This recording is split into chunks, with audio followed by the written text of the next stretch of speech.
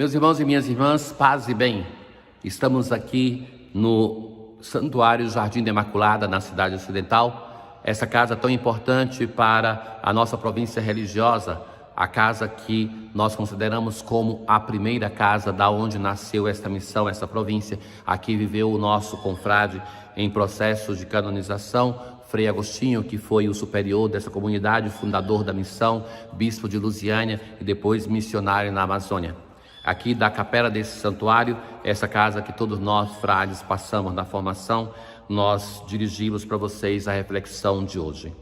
O apóstolo Paulo, na primeira leitura da liturgia de hoje, ele vai falar sobre a sua vocação pessoal de ser evangelizador. E ele coloca esse tema da evangelização como um dom que ele não consegue se desvincular.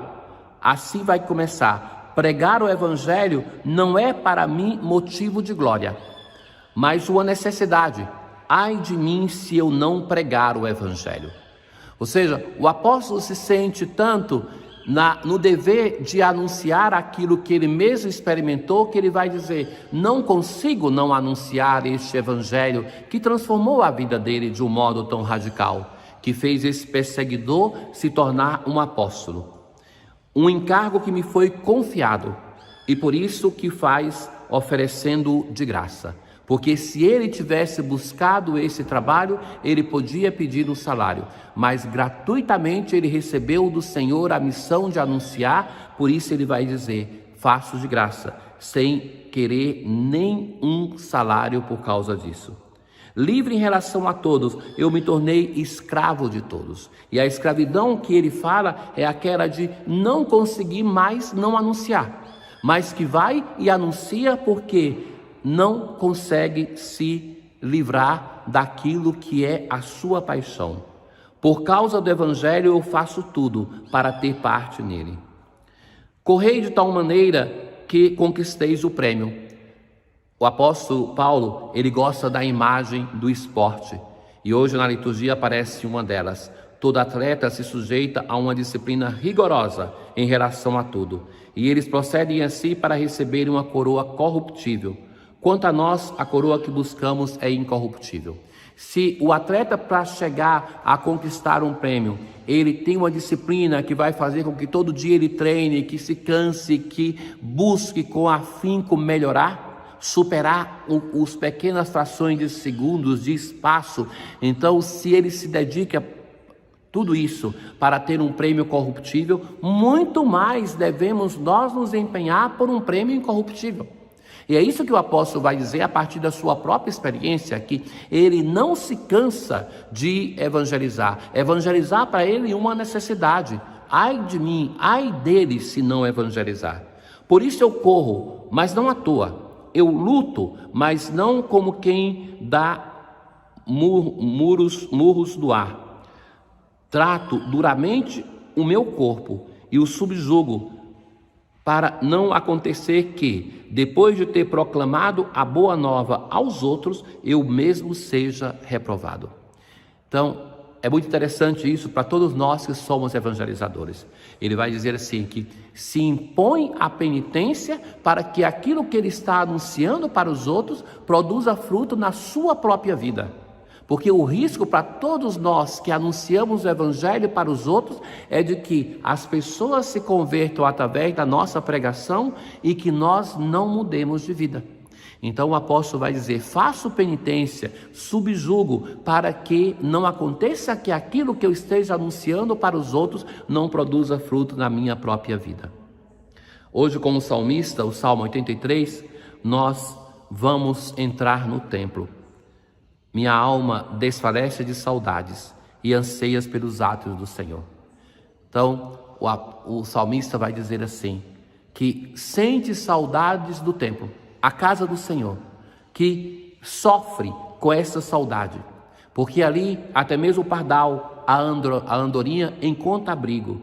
Vossos altares, ó Senhor Deus do universo. Felizes os que habitam vossa casa, feliz quem ali está, mas também feliz quem se decide a chegar naquela casa, decide a partir em romaria. O Senhor Deus é como o sol, é um escudo, e largamente distribui a graça e a glória. O Senhor nunca recusa bem algum. Na aclamação ao Evangelho de hoje, vossa palavra é a verdade, santificai-nos pela verdade. Hoje, Jesus, com 3 comparações, vai advertir aos seus discípulos, a nós.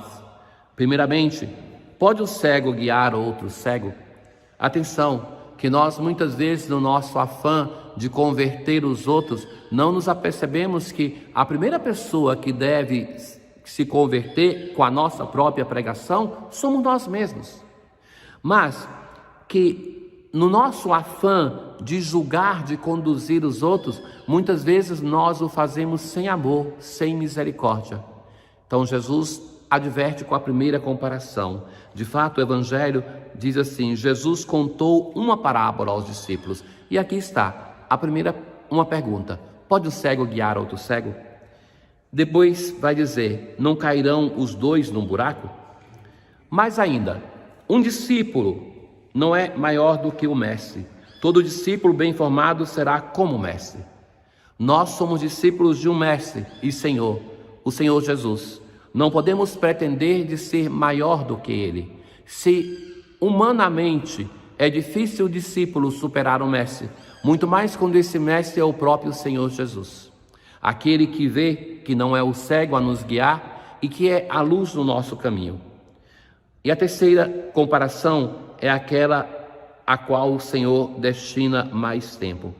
Por que vês tu o cisco no olho do teu irmão e não percebes a trave que há no teu próprio olho? Quantas vezes nos incomoda tanto a falha do outro, o pecado do outro, quando nós escondemos coisa muito mais grave e não fazemos o caminho de conversão e não mudamos? Nos incomodamos com o cisco, com o que é pequeno na vida do nosso irmão e convivemos com serenidade com as nossas traves. Vamos nos habituando às nossas falhas, aos nossos pecados. Vamos sendo permissivos conosco mesmo. O Senhor vai dizer ainda: como podes dizer a teu irmão: irmão, deixa-me tirar o cisco do teu olho, quando tu não vês a trave no teu próprio olho? Hipócrita. Essa expressão de Jesus, muito dura, que muitas vezes nós encontramos no Evangelho de Lucas, sobretudo, e que Jesus vai usar prioritariamente contra os fariseus e os mestres da lei, porque eles eram assim, com as traves nos olhos que impediam de, por exemplo, reconhecer o Salvador que chegou, que iria conduzir o povo que tinha cisco nos olhos. Caríssimos, o grande problema, quando nós nos tornamos juízes dos nossos irmãos, é que nos esquecemos que existe um só juiz, que é o Senhor. E esse juiz, o nosso Deus, ele conhece o íntimo do nosso coração mais do que nós mesmos. Mas ele julga com misericórdia, porque Deus é amor. A nós nos falta essas 2 dimensões. Por um lado, nós não conhecemos o íntimo do coração das pessoas, graças a Deus não o conhecemos, porque permanece cada pessoa como um mistério, como um enigma, com o direito a esse mistério que está entre ela e Deus somente. Mas nos falta também a dimensão da misericórdia.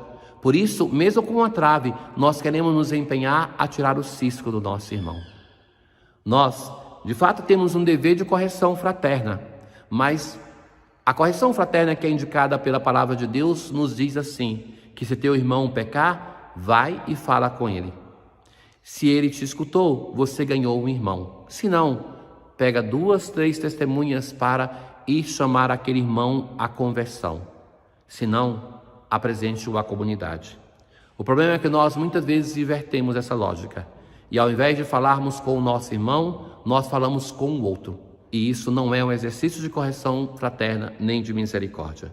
Através dessas 3 comparações do Evangelho de hoje, o Senhor nos chama a refletirmos sobre a nossa conduta. Muitas vezes nós somos cegos que queremos guiar outros cegos, ou então pessoas com trave nos olhos que queremos tirar o cisco do olho dos nossos irmãos. Na antífona da comunhão de hoje, assim como a corça suspira pelas águas correntes, suspira igualmente minha alma por vós, ó meu Deus. A corça precisa de água no deserto. Assim também a nossa alma precisa de encontrar refrigério, que vai encontrar somente em Deus. Tenham todos um bom dia. O Senhor esteja convosco, Ele está no meio de nós. Abençoe-vos o Deus Todo-Poderoso, o Pai, o Filho e o Espírito Santo. Paz.